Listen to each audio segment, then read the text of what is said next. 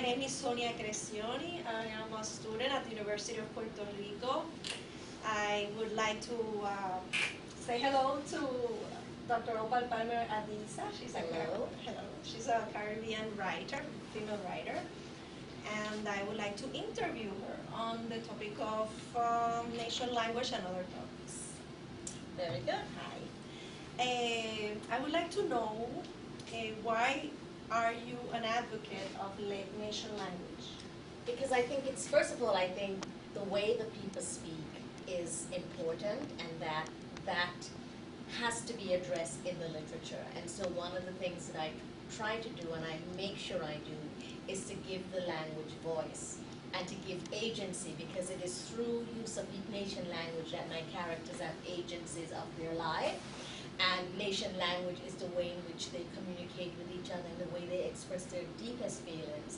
And so if I am conveying the deepest feelings of a people, then I have to use their language in the same way that Shakespeare used nation language when he wrote his text. And other great writers, you know, Hemingway, all of them at various points use what I love is Kamal's brought the term of nation language, but really the way in which a people speak, the way in which they explain themselves, the way in which they come to know themselves, which is through their mother tongue. And I have to say that much of that, for me, the impetus to write nation language was supported by Louise Bennett, who was the first Jamaican, not the first, she was actually the second Jamaican writer, but certainly the most popular Jamaican writer to extensively write in nation language at a time when we were not even having that kind of dialogue.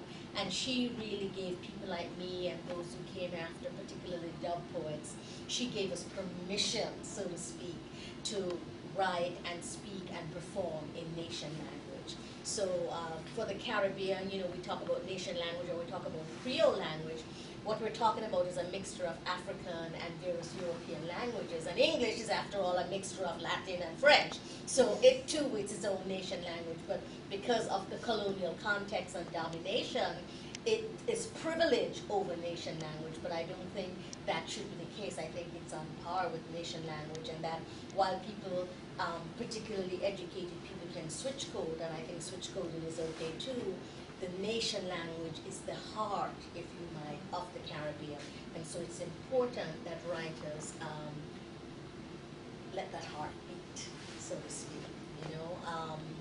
Is that why your characters, he devil and she devil, in it begin with tears, express themselves with nation language? Absolutely. In their arguments. In their arguments, in just the way they see their world. Because part of what I'm doing in It Begins with Tears in any of my work is to present in a kind of the ethos of the people. What is the cosmology? And as we know, in every kind of language, whatever language it is, we find the cosmology of the people, what they believe in, how they think, how they see the world. That is filtered through the language that they speak.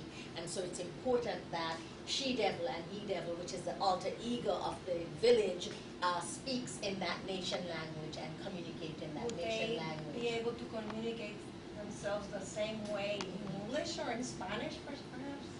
Or is the use of Creole? The use of Creole is specific to them because they are Jamaicans, and the novel is set in Jamaica. So there's no, I mean, sure, they might be able to communicate themselves through standard English, which is the official language of the island. But in terms of their deepest feelings, you know, I have lived in America for a very long time, and one of the things my children will say to you, whenever I got upset with them, I reverted into Jamaican nation language.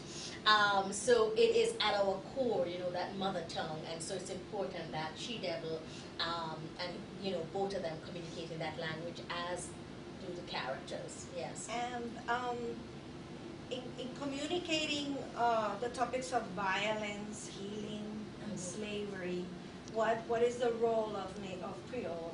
Like, that's a very challenging question, and I'll try to answer it as best as I can. First of all, let me say that while my books are not published in the Caribbean, they're published in England or the USA, I am speaking to Caribbean people. and I've had to fight with editors to maintain nation language, editors who say to me, well, this is going to be read by a primarily North American audience and they won't be able to read nation language. And what I say to my students and what I say to people who are new to this, who are not familiar with the Caribbean sounds, is to read it phonetically and you'll get most of the meanings. Of course, there's some words that the nuances might not be there, but I think if you read it aloud and if you read it phonetically, the gist of it comes through. So that's the first thing, that even though my work isn't published in the Caribbean, I'm really speaking to a Caribbean audience. I really want it for a Caribbean people, for a Jamaican people. Now, with regards to healing, that's a whole historical legacy. And yesterday I spoke a little bit about that, in that it's not that I'm not surprised or dismayed at the level of violence that we're seeing now, but one of the things that I say and one of the things that I maintain is that it's not new. The new world was wrought out of violence, and we need to understand that. You know, the fact that the Spanish and the English came, saw native people, and then went to eradicate them is a violent act, is one of the most, genocide is one of the most violent acts. And when they did that, as if that wasn't bad enough, then they went to another place and captured a people and enslaved the people and brought them and worked them for 400 years without any kind of compensation, apology, or anything like that. How does the language express that anguish? You know, I think we're all still trying to figure out how the language express the pain, the historical pain that has happened to people in the New World. And I am not so much interested in expressing the pain because I think the pain is there. You know, I think we see it in various manifestations. I'm trying to get to the healing. So I'm trying to get us to be consciously aware that we are in pain, and then how do we heal ourselves from that pain? And again, perhaps because I'm an African Caribbean person and I'm looking at the way in which African spirituality has maintained itself despite an attempt to disrupt it. So for instance, in many or in most West African cultures, drumming is the beginning of all ceremonies. The drums were outlawed in the Caribbean, okay? So the drums was the tongue, and that was outlawed throughout all of the Caribbean. The next way people maintain culture is through language. We were forbidden to speak our languages, even though, and the linguists can give you this evidence, even though the language was denied us, we retained it because there's still so many words in Jamaica that has their origin in Twi Ashanti, Nyam, Kuya, you know, all of those words have their, you see the traces in the Twi Ashanti language. So the base of our culture, the music, was denied us, the language was denied us, and then the religion was denied us. We were told it was pagan. What did African people have to do to survive? They had to be subterfuge. They had to subvert the religion and use Christianity as a kind of, well, I don't know if they say if it's a facade, but certainly they had to work out their religious practices or their spiritual practices under the guise of Western paradigm, the saints, you know, the Santeria, all of that got worked out through that. And in a sense, Catholicism, and I don't know who has done research there, and it would be interesting to see, you know, Catholicism has so many parallels to Santeria and African religious systems. And I think it's because all religions come from the same place. You know, we want to put them and say this one is up there and this one is up there. But, you know, people express their oneness with the divine spirit, however that divine spirit manifests itself in the same way. And it was because of Catholicism that African religions were able to survive and find their own way in the New World and you know, syncretize in the way that the language has done. And so for me, the healing that the Caribbean needs has to first come about acknowledging the pain. And it's not about harboring, it's not about victimization, because a victim is a victim. You have to leave that behind in order to get to the next stage. So the healing comes about first acknowledging it and then looking at what kind of practices, what kinds of African retentions are evident in the society that we can use to heal ourselves. And it's usually a communal involved. So for instance, in It Begins in Tears, the healing that happens with Arnella, it doesn't just happen with her at the river. It's not just she is healed from that particular trauma that was done to her, but the entire women community is healed, and by extension, the men community is healed, because one of the things that I say in the novel is that while the women are at the river bathing, and Oshun, the Orisha, the river Sweetwater, the Orisha, or the goddess of Sweetwater and femininity, whose site is the river, that's where they heal. The implication is that the men are off also healing in the woods, probably with the analogous Orisha, not Shango, Ogun, you know, who is the smith, right? So that happens, yeah. And so also it brought to mind Monica.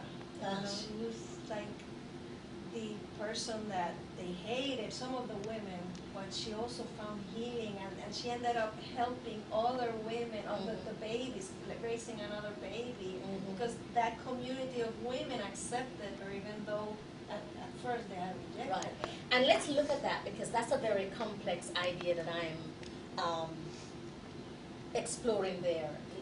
And in a sense, you might see the tale with Caribbean erotica. So one of the things that happened to the enslaved Africans is that they didn't own their bodies. And as a result of which, because they then wanted, after emancipation, because they wanted to be accepted, they were constrained by this old Elizabethan attitude of propriety and chasteness and purity, so that much of it had to do with the denial of what is called cardinal issues.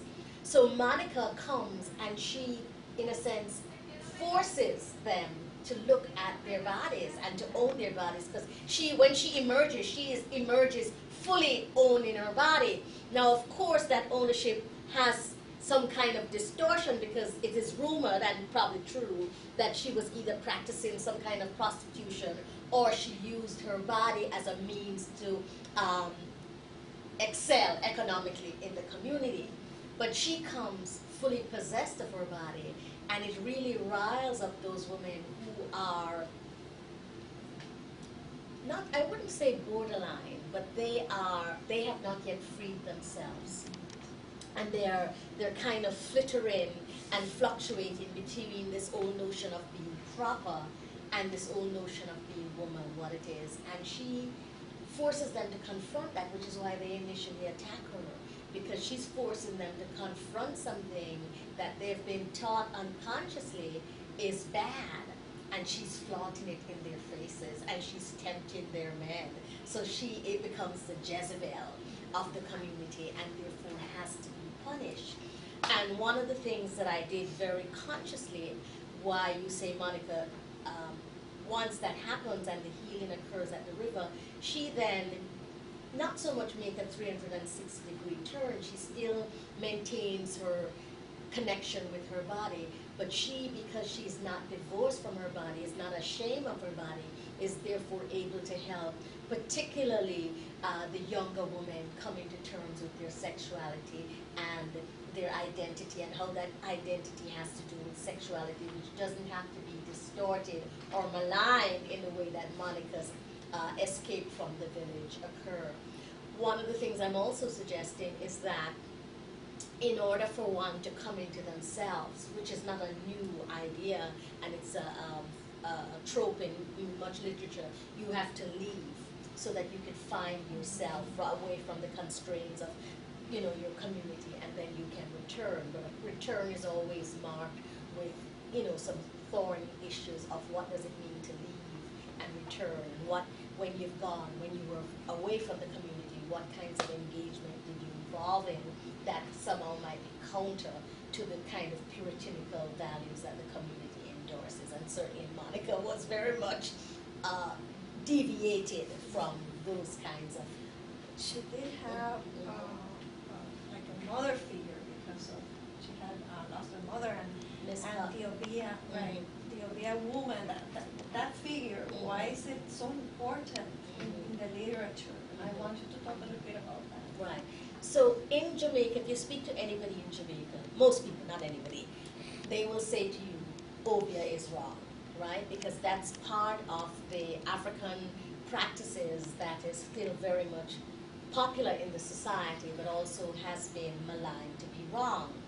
Um, so we focus only on the negative aspect of it. And I think in every religion and in every practice, there's a good and the bad side. So, for instance, my mother, who was a practicing Baptist Anglican, would never openly say she would go to an obia person, but if she felt something was wrong, she would do a bush bath, which is herbs that you would get from the obia woman to balance you in whatever way, you know, or to ward off duppies or spirits, whatever way. So that the society, again, has this duality expression with the obia woman, has with obia, because on the one hand, if they seek, whether through the church or medical means, and they get no remedy, then they run down the road behind the bush to the obia woman for that. So for me, it was important for me to elevate her position, to put her back. And it's not even about elevating, it was to, Miss Cotton had to be placed in her rightful place. Now, in much of West African society, even though you have kings, it is the queen mothers who decide the king. And Miss Cotton is a queen mother of that village. She is the one who creates balance. She is the one who has the medicine of the ancestors, who knows the remedies for all of the herbs, the bushes and things that are grown. She is the one who can bring it together. That is both maternal and nurturing, but is also wisdom. That's what it is. It's wisdom.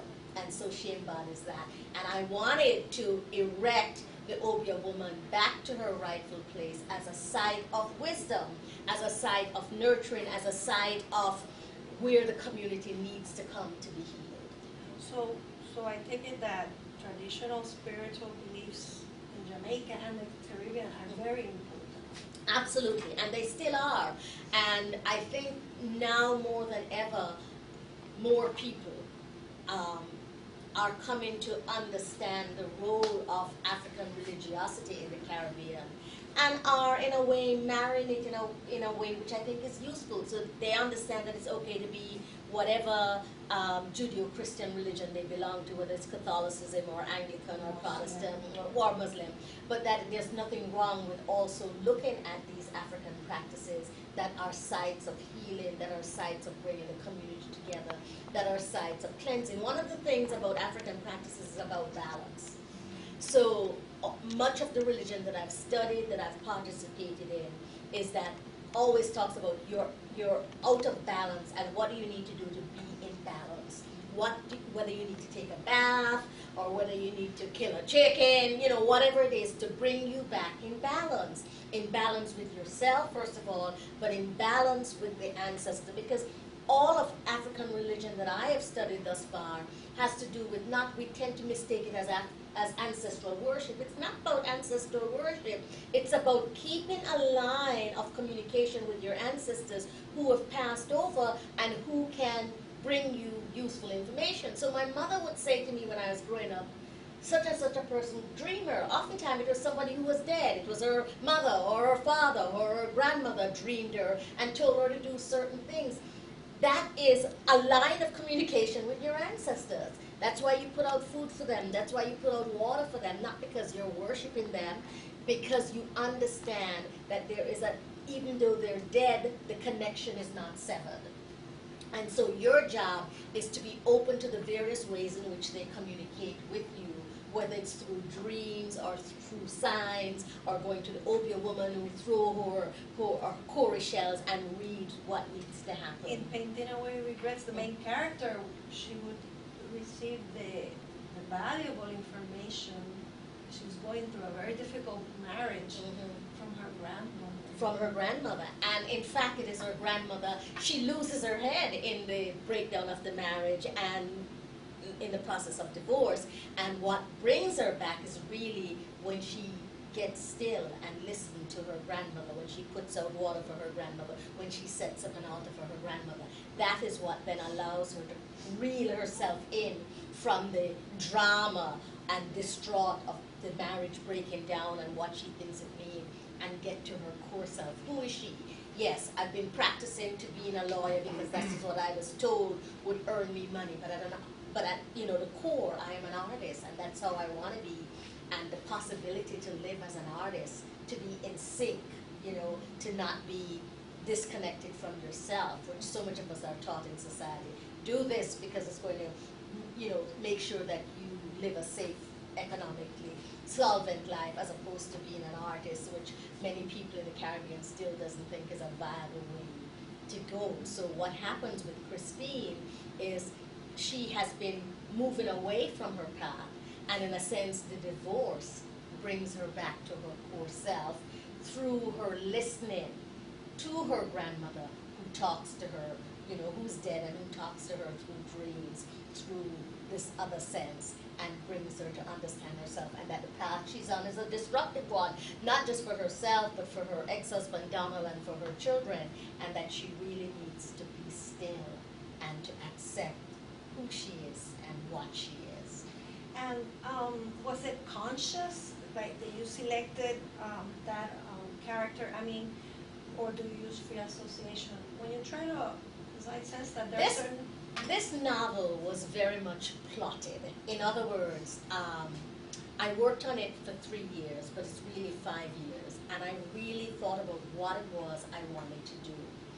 And so, as you will note, each book, because it's not really chapter, each episode begins with an Orisha voice. Yes. That was a very deliberate device for me, and one of the first publishers, not the People Tree Press who published it, said to me that the book would be more successful if I took out those sections, and I refused because I thought you didn't get my concept if you want me to take out those sections. Those sections to me are essential to the movement of the book, and these are the things writers run up against when you write a book. If you want it published and you want to get certain money, then you're either going to do certain things or you sit on it for another 2 years and you don't do certain things.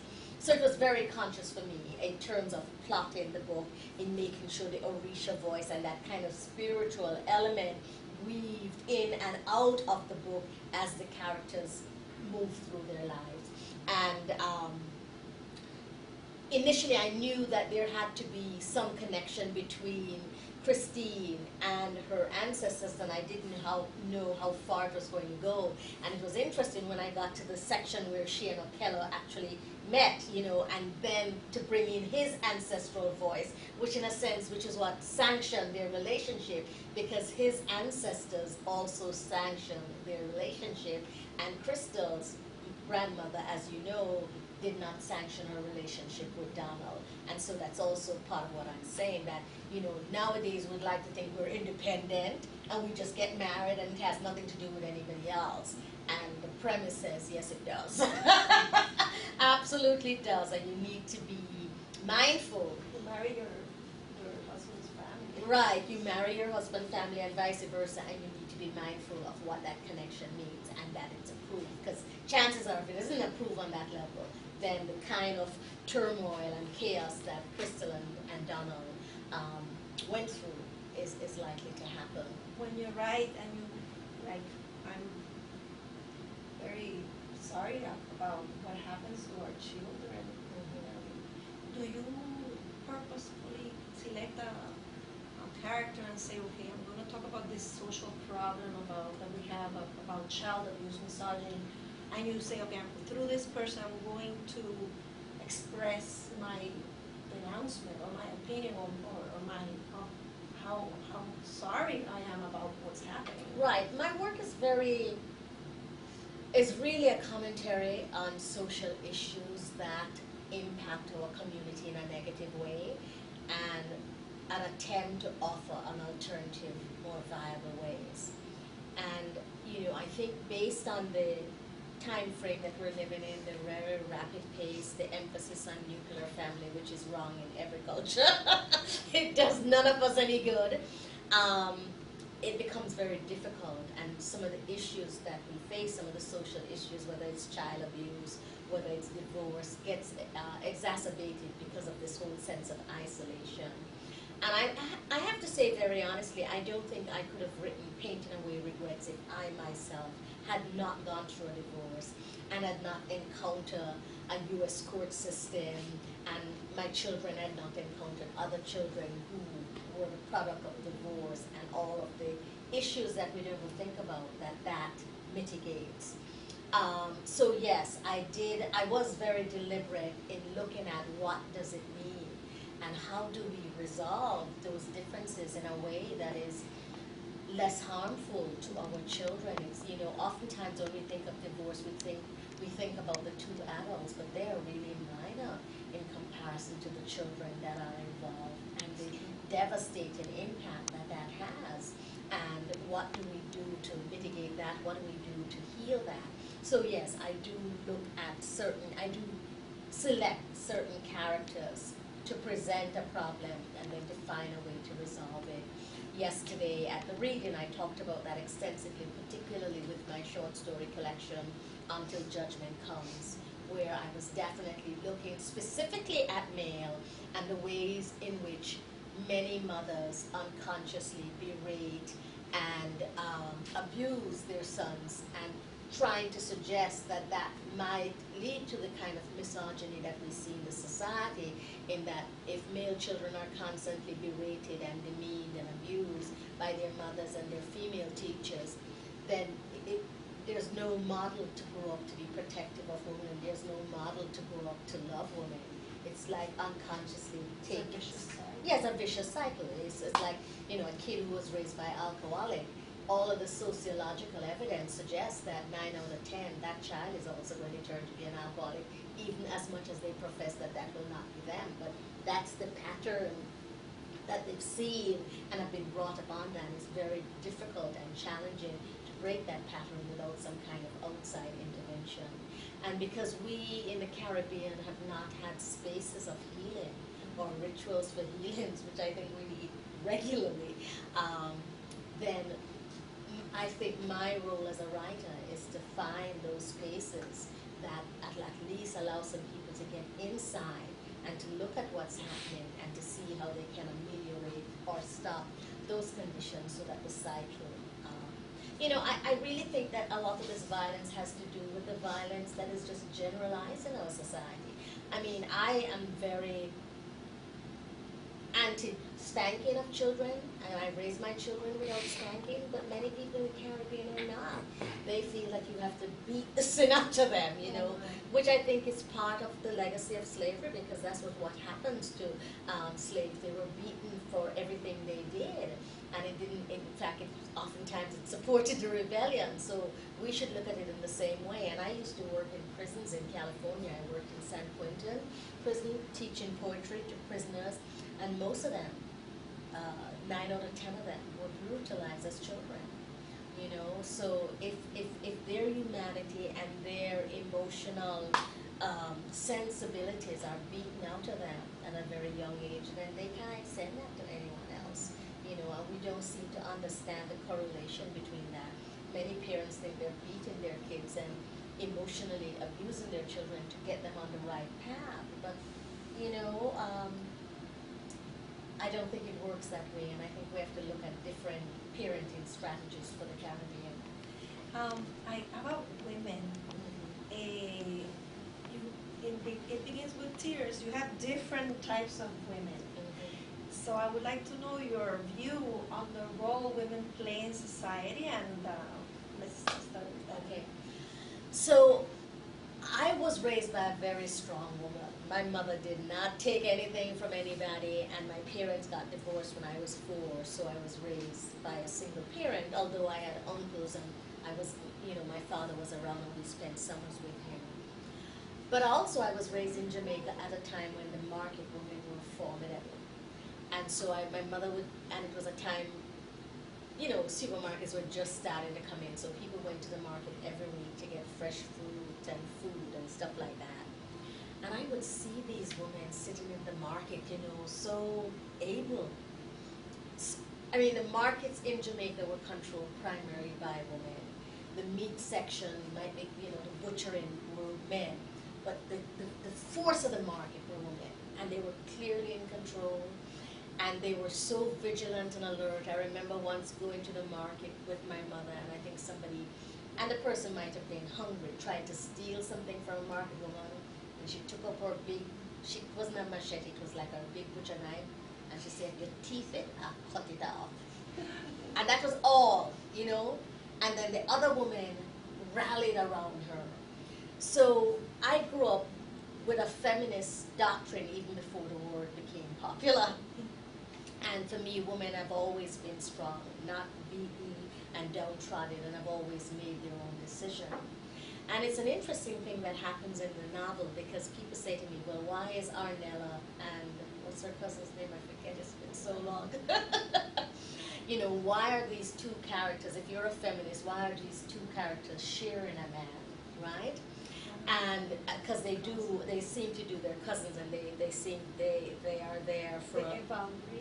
Uh-huh. Valerie? No. Valerie, I don't remember. It's a shame. I should have looked it up before. Anyway, but what you see though is Miss Cotton and all of these women who are very strong and are independent. And it doesn't mean if you're strong and an independent woman that you are not sensible or sensitive or desirous of a man, which is a kind of popular feminism that we have promoted by the U.S., that somehow suggests that feminism are anti-men. This is not true in the Caribbean. I think women are very strong, but they're still in loving sexual relationships with men. And so I was showing that in the book. So, you know, Arnella has this child with Godfrey, but she's really independent. And in a sense, you might say his role is simply to help her to procreate the child, and then his role is not so important in her life. But they have this relationship, but it doesn't in any way consign her to him in a way of dependence. She's independent, he's independent, and when they come together, you know, they come together and they have that amazing time like they did at the river, but it's not dependent on that. She's not dependent on him for her life or for the path her life takes, no more than he is. He needs her to be dependent on him for the path his life takes. So I grew up with strong women, and in my novels, they're very strong women.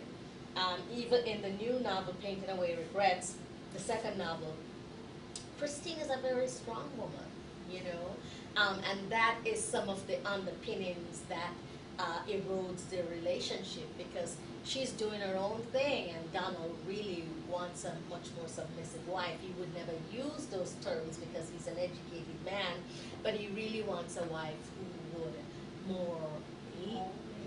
be home more, listen to him more, nurture him more. And she's like, hey, I'm doing my thing, you know, I want to be a lawyer, I want to have these children. And she looks at him like, when she met him, she fell in love because of the sexuality, the relationship they had, and once that faded away, Yeah. she kind of had him as a father of her daughters, of her children, but I think They weren't partners. No. Yeah, they weren't partners. They needed different, they had different needs, and he wanted someone more homebody, and that was not her MO at all. Well, that's more or less what happens in society now. Yes, I think it is, and I think we have to relook at marriages in society. You know, is marriage obsolete, you know, or do we have to redefine what that looks like? And I think young couples who survive nowadays are redefining what marriage looks like. So what do you think is the solution? I don't know if there's any one solution. I really don't, you know, and I think that's also another thing that we need to understand, that there are many different solutions. And I think what has happened is that we have this paradigm, and it says this is the way to go, and we don't look at the various arteries to go. So I think if marriage survives as an institution in the 21st century, then we have to look at it.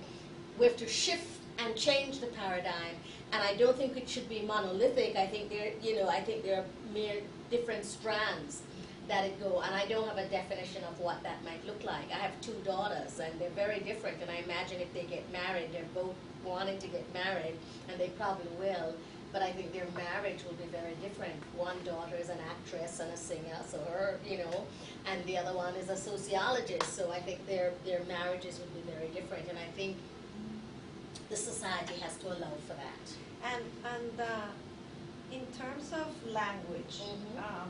the like I imagine I've never been in Jamaica, but I imagine the nation language is what people speak Mhm. the most, right? Mhm. And they learn English to Mhm. perhaps go to the university and things like that.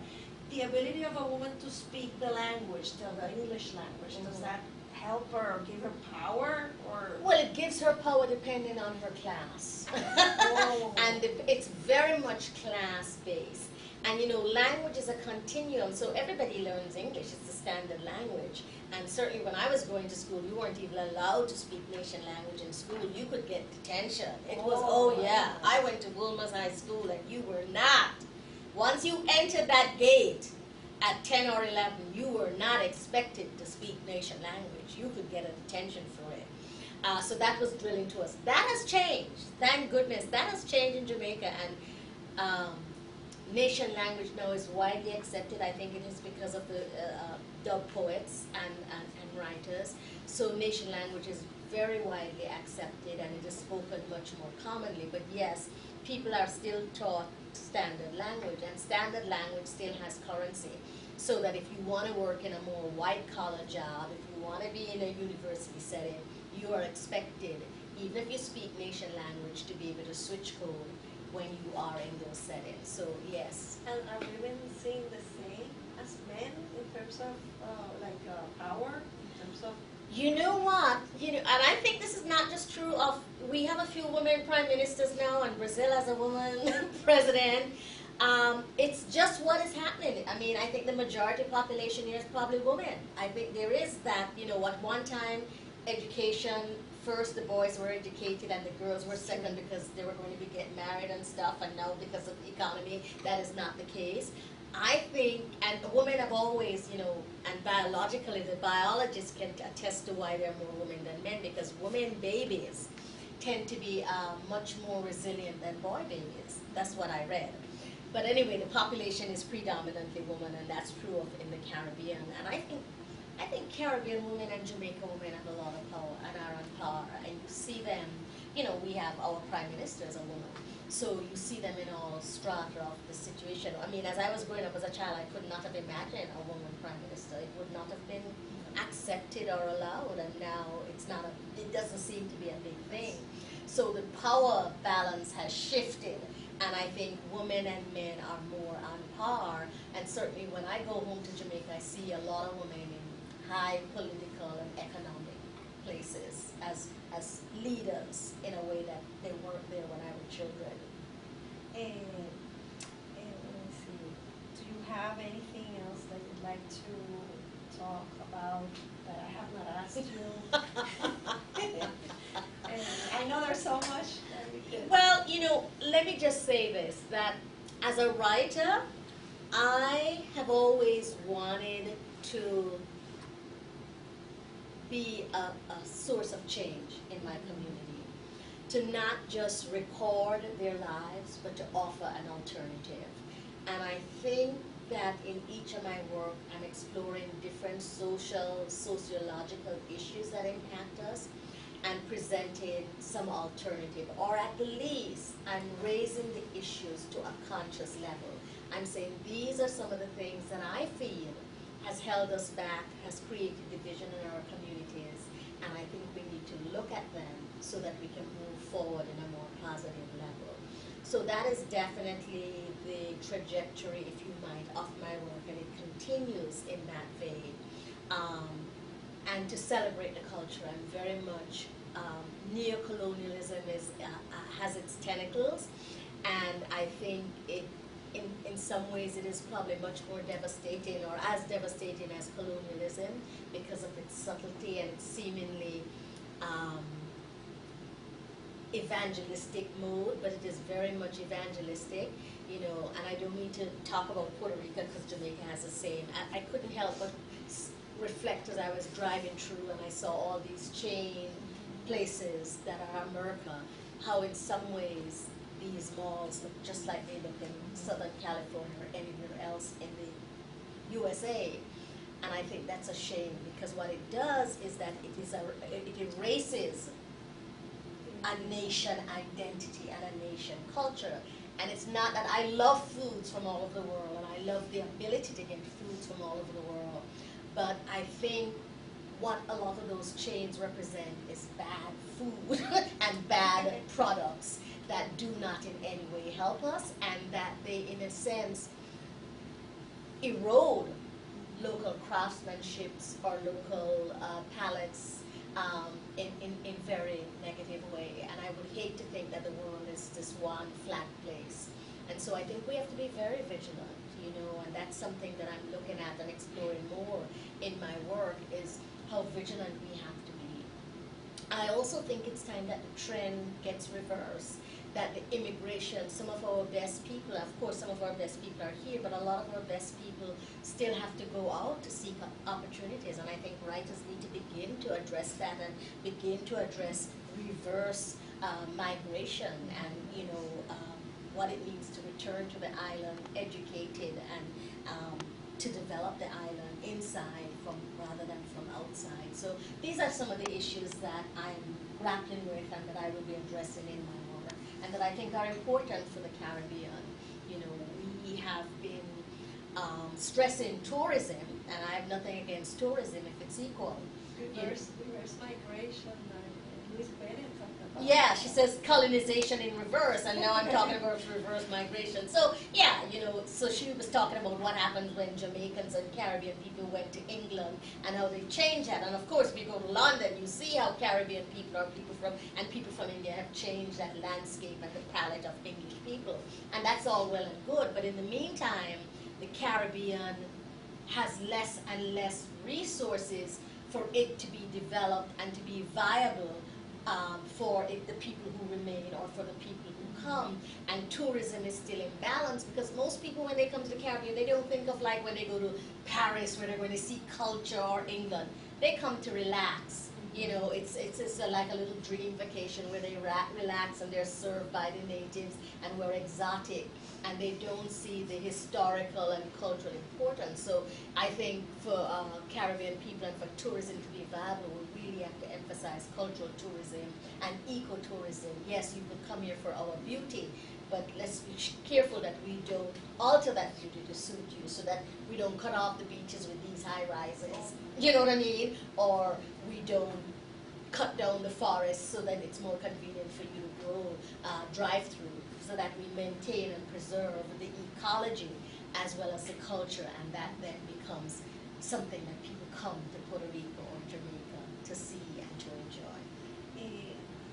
One last question. Mm-hmm. So I see a little bit of Olive Senior too, because she talked about the way that they felt when they were, people would go to Jamaica and people have to serve other people, and like you say, destroying the fauna, Right. destroying the flora.